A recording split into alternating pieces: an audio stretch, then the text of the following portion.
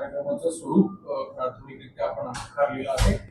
त्या कार्यक्रमाच्या सर्व 83 सालापासून या पुरस्काराला सुरुवात झाली.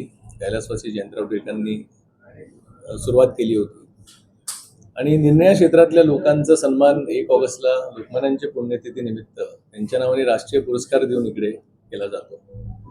यंदाच्या वर्षी श्री अजित डोवाल यांना हा पुरस्कार देण्याचं सर्व विश्वस्तांनी ठरवलं आणि त्याला प्रमुख पाहुणे म्हणून देशाचे गृहमंत्री श्री अमित शहाजी येणार आहेत, मुख्यमंत्री देवेंद्र फडणवीसजी येणार आहेत, उपमुख्यमंत्री एकनाथ शिंदेजी येणार आहेत, उपमुख्यमंत्री सुनेत्राताई पवार येणार आहेत, आपले केंद्रीय मंत्री मुरली मोहोळ येणार आहेत, सन्माननीय चंद्रकांतदादा पाटील येणार आहेत आणि उदय सामंत आणि अजून बरेच पाहुणे प्रमुख व्यक्ती हे या कार्यक्रमाला उपस्थित राहणार आहेत. दरवर्षीच 1 ऑगस्टला हा पुरस्काराचा सोहळा हा घेतला जातो आणि ज्यांचं योगदान देशाच्या जडणघडणीत हे राहिलेलं आहे अशा लोकांचा सन्मान लोकमान्यांच्या नावाने पुरस्कार देऊन केला जातो.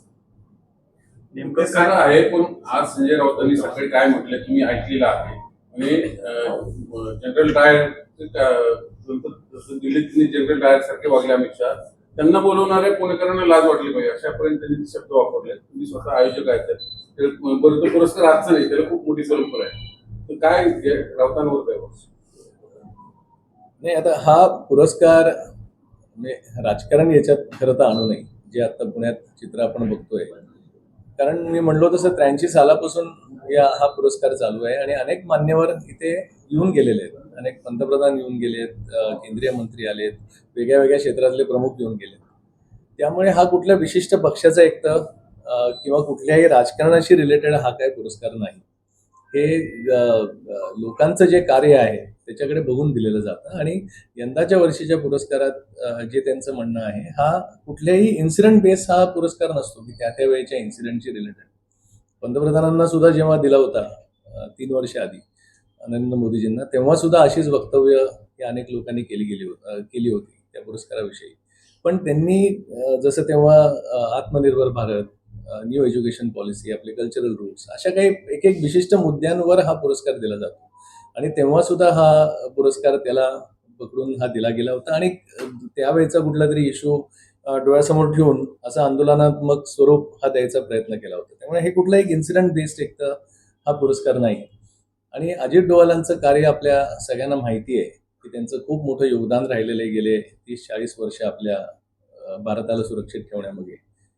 आणि गृह खातं हे सुद्धा एक मोठा त्याच्यात सहभाग असतो या सर्व ऑपरेशन्स जी होत असतात.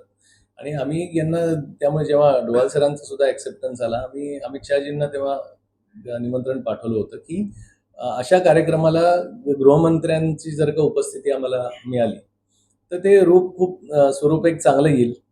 कारण गृह खातं आणि हे एकत्र खूप जवळून काम करतं आणि त्यामुळे लोकांना ते इन्सिडेंट्स, पुणेकरांना ते त्यानिमित्ताने त्यांचे अनुभव, एक्सपिरियन्सेस जे काय राहिलेत ते त्यानिमित्ताने एकाला एक रिलेट होतात. आणि आम्हाला आनंद आहे त्यांनी ते तेव्हा स्वीकारलं सुद्धा निमंत्रण दोन्ही नेत्यांनी आणि तो कार्यक्रम आता पार पडेल 1 तारखेला. संजय राऊत यांनी मला लाजा वाटायला पाहिजे अशा पद्धतीचा शब्दोच्चार केलेला आहे. तुम्हाला योग्य वाटते संजय राऊतांनी असं बोलण्याची गरज होती? नाही, असं बोलण्याची निश्चितच गरज नव्हती. कारण मी म्हणलो तसं हा इन्सिडेंट बेस्ड कुठलाही पुरस्कार नाही आणि हा लोकमान्यांच्या नावाने हा टोटली वेगळा कार्यक्रम आहे की ज्याच्यात त्यांचं पुण्यस्मरण आपण करत असताना या आपण थोर पुरुषांना पुरस्कार आजपर्यंत दिलाय, तो कशा करता दिलाय की त्यांचे विचार हे लोकांपुढे त्यानिमित्ताने यावे. आणि मी म्हणलो तसं की डोवाल सरांचं जे आता ते नॅशनल सिक्युरिटी ॲडवायझर म्हणून जे काम करत आहेत आणि हे गृहमंत्री आहेत, त्याच्यामुळे एकत्ररित्या ती कामं चालू असतात. तर तो एक चांगला योग इनफॅक्ट जुळून आलाय की या कार्यक्रमाची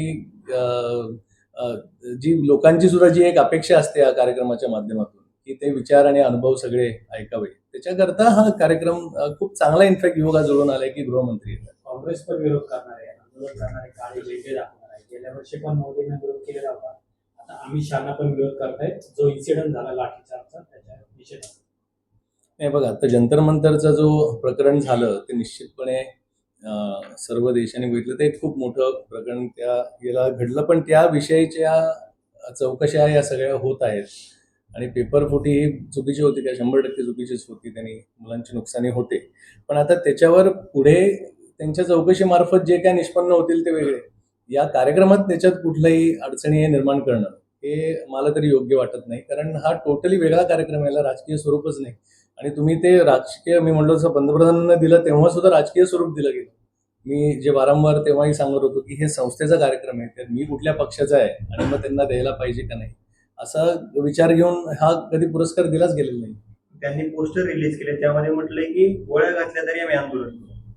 योग्य वाटते? आता मी तेच म्हणलं की हे त्यांचं वैयक्तिक प्रत्येक पक्षाने घेतलेला अलीकडे त्यांचा झालेल्या निर्णय. टिळक पुरस्काराचं निमित्त साधून अनेक मंडळी असं वेगळ्या विषयावरून आंदोलन करतात, चर्चेत येतात, प्रकाश होतात देण्याचा प्रयत्न करतात. म्हणजे रात्री विषयांतर होते, आता भाजपही त्याला काउंटर आंदोलन करणार आहे. म्हणजे गेली 3-4 वर्ष हे सातत्यानं तुम्ही आयोजक म्हणून काय आवाहन करायला, या गोष्टी टाळल्या गेल्या पाहिजे? 100% या पुरस्काराची उंची गरिमा ही खूप वेगळी आहे आणि लोकमान्यांचं पुण्यस्मरण करण्याकरता हा पुरस्कार दिला जातो. त्याच्यामुळे तो विचार एक पूर्णपणे वेगळ्या दृष्टिकोनातनं त्याच्याकडे बघायला पाहिजे या पुरस्काराकडे. याच्यात कुठलेही राजकीय रूप त्या मुद्दाम त्याच्यात अडचण आणणं हे काही योग्य नाही.